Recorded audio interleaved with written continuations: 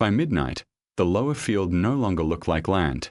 Brown water rushed between the rows of beans and tomatoes, carrying mulch, leaves, and pieces of soil toward the road. Rain struck the metal roof of the Carter family shed so hard that Naomi could barely hear her father beside her. She held a flashlight with both hands and aimed it toward the drainage hollow.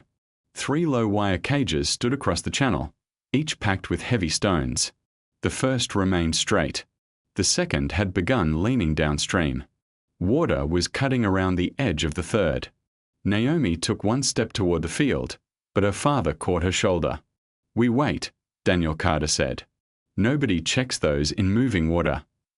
They could do nothing except watch. On the untreated side of the field, a narrow gully deepened beneath the rushing water. One young bean plant tilted, disappeared, and was carried downhill with a clump of dark soil. Near Naomi's stone cages, the water behaved differently. It still passed through.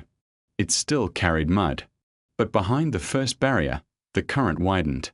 Foam gathered between the rocks, and a thick layer of sediment began collecting in front of the wire. Then a wooden stake beside the second cage bent. The entire structure shifted slightly. Naomi did not know whether the wire would hold until morning. She also did not know what would happen if branches blocked the stones and turned a porous barrier into a solid dam. Before we return to the beginning, subscribe if you enjoy stories about people who test small ideas against problems much larger than themselves. 6 weeks earlier, the Carter family farm near Leicester, North Carolina, had been dry. Naomi was 13 years old and had spent most of her life on the sloping vegetable farm. Her family grew tomatoes, beans, squash, and pumpkins on narrow terraces below an old pasture. The land had always directed water toward 2 shallow hollows. During ordinary rain, those hollows caused little trouble. During summer storms, one of them became a fast brown channel. For 2 seasons, Daniel had filled the worst cut with fresh soil. Every major storm removed it again. The gully grew wider. Roots appeared along its edges. Mulch vanished from nearby rows. Stones that had been buried for years began showing at the surface. Naomi noticed that replacing the missing soil did not change what the water did. The problem was not only the hole. The problem was the speed. Behind the old shed, she found rolls of discarded fencing wire. At the edge of the property lay a pile of rocks collected from the fields over many years. Naomi began cutting the wire into short sections and bending them into low cages. Her older brother watched her fill the first one with stones. "You planting potatoes in that thing?" he asked. A neighbor named Calvin stopped near the fence, laughed, and pointed toward the wire box. "The water will go right over it," he said. Naomi kept working. She did not want to stop the water completely. She wanted to make it slow down. After every light rain, Naomi walked the hollow and studied the marks left behind. She pushed thin wooden stakes into the banks and watched where the water curved, where it accelerated, and where it dropped sand. The channel was not straight. It narrowed near one row of beans, widened beside a patch of grass, and turned sharply before reaching the road. Naomi first imagined building a solid barrier. Daniel explained why that could make the problem worse. If they blocked the channel completely, water would collect behind the barrier. Once it rose high enough, it would escape somewhere else, possibly through the vegetable rows or toward the shed. A barrier that held too much water could fail suddenly. What they needed was not a wall. It was resistance. The stone cages had to remain porous.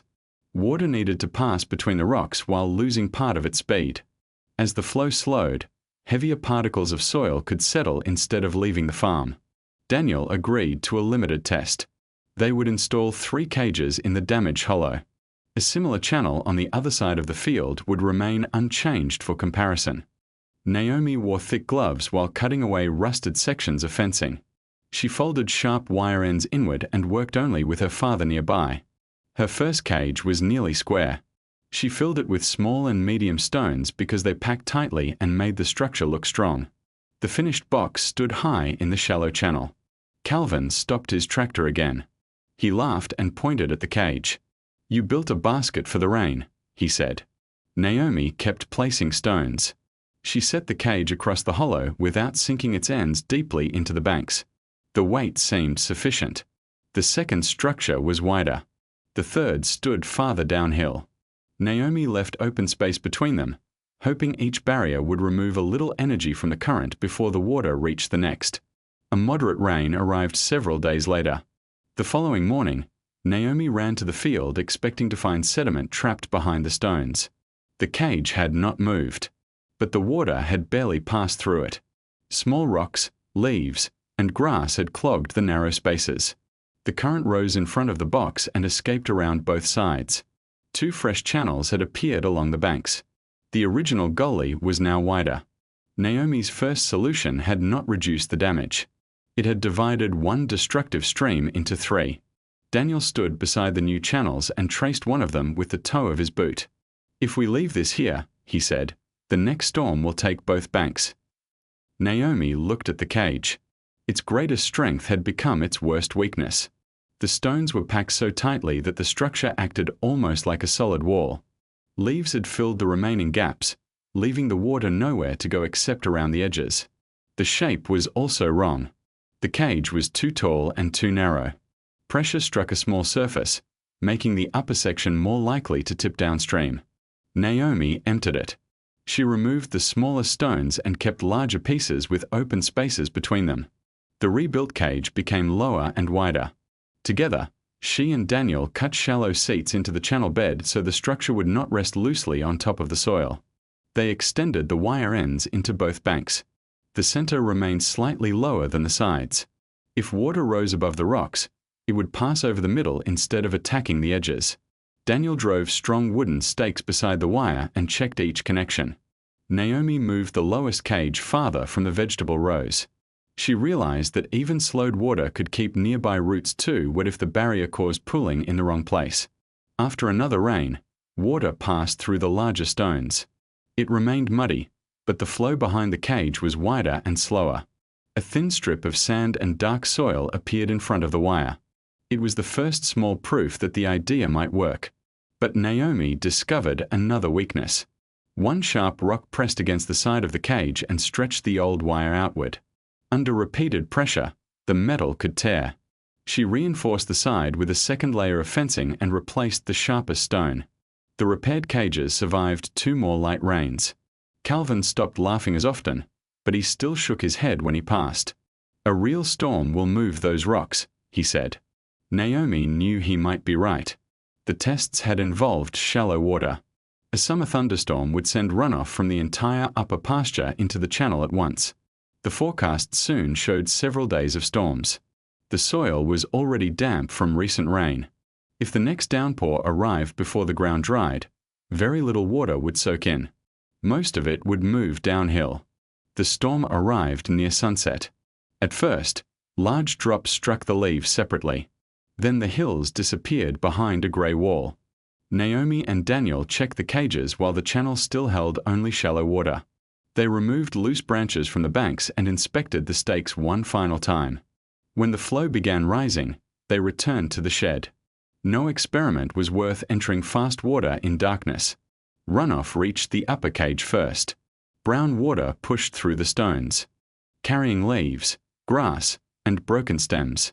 Some debris caught against the wire and reduced the open spaces. The water level rose. Instead of escaping around the banks, most of the overflow crossed the lower center of the structure. It dropped onto the channel bed behind the cage and continued toward the second barrier. The first cage held. The second began moving. One wooden stake leaned downstream as wet soil softened around it. The left edge lifted slightly, allowing a narrow stream to cut around the wire. The third cage received a wider, slower flow. Dark sediment collected in front of it. Across the field, the untreated control channel had no barriers. Water raced straight downhill. The bottom deepened, and the current carried soil toward the road. Several bean plants collapsed. A tomato plant remained standing, but its roots became exposed along one side. The treated hollow also suffered damage. The second cage tilted. A small hole formed behind the first where water dropped over the stones. Some soil passed through every barrier. The cages did not turn the storm into a gentle stream.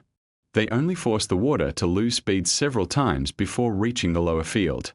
The rain continued through the night. Naomi watched the flashlight beam catch foam, wire, and moving water. At one point, a branch lodged against the first cage. The current rose several inches. Daniel refused to let anyone approach it. They waited. Eventually, the branch shifted and washed over the lowered center. By morning, the storm weakened. The family allowed the water to fall before entering the field. The first cage was packed with leaves but remained in place. The second leaned badly and needed repair. The third was surrounded by a new layer of dark sediment. Near it lay a bean plant covered with mud. Its stem was bent. Its roots were still buried. The family waited until the soil became firm enough to walk on safely. Then Daniel stretched a line across both drainage channels. The difference was visible. In the untreated hollow, the storm had deepened the bottom and widened one bend. Fresh cuts marked the banks. Several buckets of soil had washed beyond the field. 2 plants had exposed roots. Part of the bean row would need to be replanted. The channel containing Naomi's cages had also changed. The first barrier had created a shallow hole on its downstream side. The second had shifted several inches. Stones had rearranged inside the wire, and one edge required rebuilding. But strips of sediment remained in front of every cage. The deepest layer rested behind the lowest structure.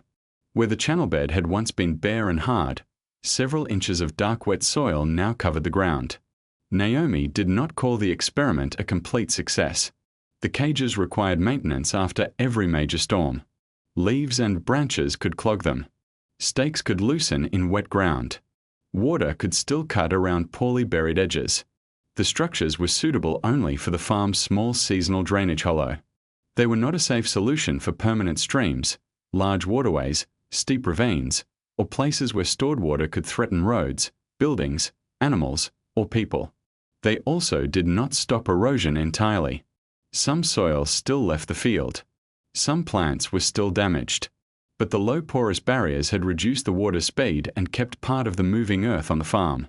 Calvin visited after the storm. He stood beside the third cage and studied the smooth strip of sediment collected in front of the stones. This time, he did not laugh. "Why is the middle lower?" he asked. "So the water crosses there instead of cutting the banks," Naomi said. "And how far did you set the sides into the soil?" Naomi showed him. Later, Daniel asked her to keep the dimensions of the corrected design. The following spring, the family did not cover every hollow with wire cages.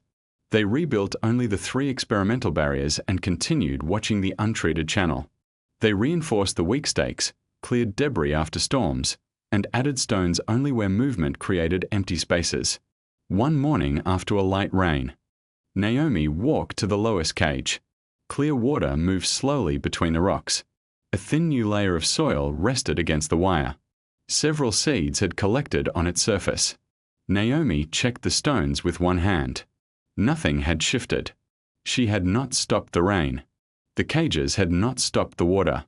They had only taught it to leave part of the field behind.